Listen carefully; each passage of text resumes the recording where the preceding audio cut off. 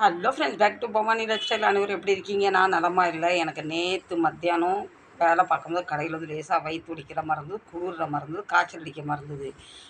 இந்தான்னு தத்தேக்கா புத்தேக்கான்னு புறப்பட்டு வீட்டுக்கு வந்து சமையல் பண்ணிவிட்டு இவருக்கு சாப்பாடை கொடுத்துட்டு 12 மணிக்கு தூங்குனது. இன்றைக்கி மறுநாள் சாயங்காலம் 7 மணி. இவர் காலையில் எப்போ எழுந்தார், எப்போ கடைக்கு போனார், என்ன செஞ்சான்னு ஒன்றுமே தெரில. இந்த பிள்ளை பாவம் கடந்து என்னை போட்டு தடவி தடவி எழுப்பிக்கிட்டு இருந்தால் அவளுக்கு பசிச்சிருக்கும் போல். இவர் காலையில் போகும்போது சாப்பாடு கொடுத்துட்டு போயிருப்பார் போல். இப்போ நான் வந்து சாப்பாடு வந்து இன்னும் கொடுக்கல, சாப்பாடை கேட்டுக்கிட்டு இருக்கா. நான் இந்த 24 மணி நேரம் சோம்பேறிப்பட்டு தூங்கலைன்னா, உடம்பு சேர்ந்து தூங்கலைன்னு எனக்கு தெரில. இப்போவும் உடம்புக்கு முடியல, நேர நாள் உட்கார முடியல. வெள்ளிக்கிழமையாக இதுவும் ஆச்சு. வாசலெல்லாம் தூத்து பெருக்கி போட்டுட்டு வீட்டில் வந்து விளக்கு பொருத்தமாக தான் எழுந்தேன். நான் வயிறு வந்து பயங்கரமாக வலிக்கு. அந்த வயிறு வலி வரும்போது வந்து அந்த பிராண வலி இருக்குது. இன்னும் நான் வந்து ஆஸ்பத்திரிக்கும் போல், மெடிக்கலில் மாத்திரை வாங்கி தரல. நான் மாத்திரைலாம் பெருசாக நான் போட மாட்டேன். போட்டால் எனக்கு மாத்திரை போட்டால் என்ன பிரச்சனைனா, மூக்கு, வாய், தொண்டையெல்லாம் புண்ணாயிரும். அதுக்கு ரீசனும் நான் தான். ஏன்னா நான் எதுவுமே சாப்பிட்டு மாத்திரை போட மாட்டேன். சாப்பிட்றதுக்கு சோம்பேறிப்பட்டு சின்னத்தில் மாத்திரை போடும்போது எதுவும் இருக்காது, அப்படியே மாத்திரை போட்டிருக்கேன். போன தடவை அப்படி மாத்திரை போட்டுட்டு மூக்கு, வாய், கண்ணுலெல்லாம் பயங்கர புண்ணாயிட்டு இப்போவும் என்னால் உட்காந்து பேச முடில. சாயா போடலான்னு பார்த்தா பால் இல்லை. தினம் காலையில் போய் பால் வாங்கிட்டு தருவாங்க. கடுங்காப்பி போட்டு ஒரு கப்பு நிறையா எடுத்து வச்சுருக்கேன்.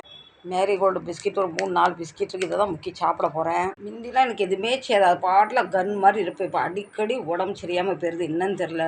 நான் தான் உடம்பு சரியில்லைன்னு படுத்து தூங்கிட்டு இருந்தேன். இந்த பிள்ளை நிலமை தான் பாவம்.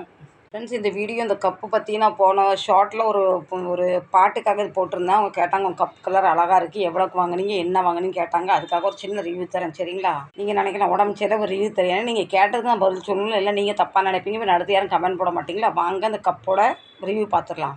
இது பாருங்க, 3 கப்பு தாங்க. ஒருத்தவங்க வந்து சொன்னாங்க உங்கள் கப் கலர் ரொம்ப அழகாக இருக்குது. இது ஒரு கப்பு வந்து 80 ரூபா. இது பாருங்கள், லேபிள் உங்களுக்கு தெரிஞ்சதில் 80 ரூபா, 40 ரூபாவுக்கு இருக்குது, 30 ரூபாவுக்கு இருக்குது. ஆனால் இது கொஞ்சம் குவாலிட்டி நல்லா இருந்தது. இந்த கப்பு வாங்குகிற ரீசன் என்னென்னா, என் கப்பு வீட்டில் இருக்க நிலமை பாருங்கள். இந்த 2 கப்பு தான் இருந்தது, 3 கப்பு இருந்தது. எல்லாமே இந்த பிடி உடஞ்சிருது. எப்படின்னு தெரியல. நான் கழுவிட்டு எடுக்கும் போது கழுவும் பார்த்தீங்களா, கழுவிட்டு எடுக்கும் போது இது டச் ஆயிடுது, இது டச் ஆயிடுது, கப்பு உடஞ்சிருது. இது தூர போடுறவும் மனசு இல்லை. நான் நினச்சோம் அரிசி பருப்பு தான் அளக்கிறதுக்காக இந்த கப்பெல்லாம் வச்சுருக்கேன். தூர போடாமல் ஏதாவது போட்டு வைக்கிறதுக்காக இது வச்சுருக்கேன். ஆனால் கப்புலாம் ரொம்ப ஸ்ட்ராங்காக இருக்குது, நல்லாயிருக்கு. அவங்க சொன்னாங்க உங்கள் கப்பு கலர் வந்து ரொம்ப நல்லாயிருக்கு. நேவி ப்ளூ ரேட் கேட்டிருந்தாங்க. வெறும் 80 ரூபா தான். 30 ரூபா, 40 ரூபாய்க்கு இருக்குது, 150 ரூபா, 200 ரூபாய்க்கு இருக்குது. அடிக்கடி எனக்கு கமெண்ட் வருது, இந்த கப்பு ரொம்ப அழகாக இருக்குது, இது வெறும் 40 ரூபா தான். இந்த கப்புலாம் கை வைக்கும்போது ரொம்ப பார்த்து பத்திரமா, இல்லை ஒரு செகண்டில் உடஞ்சிரும். ஃப்ரெண்ட்ஸ், நீங்கள் அந்த கப்பு அழகாக இருக்குன்னு சொன்னீங்க, அதனால் நான் ரேட் சொல்லிட்டேன். ஒரு கப்பு 80 ரூபா. இது இப்போ எத்தனை நாள் வருதுன்னு பார்க்கலாம். இப்போ கண்ணாடி போட்டுக்கும் ராசியே இல்லை. அம்மா சாப்பாடை கேட்டு டயர்ட் ஆகிட்டா. நான் கொடுத்தா சாப்பிடல.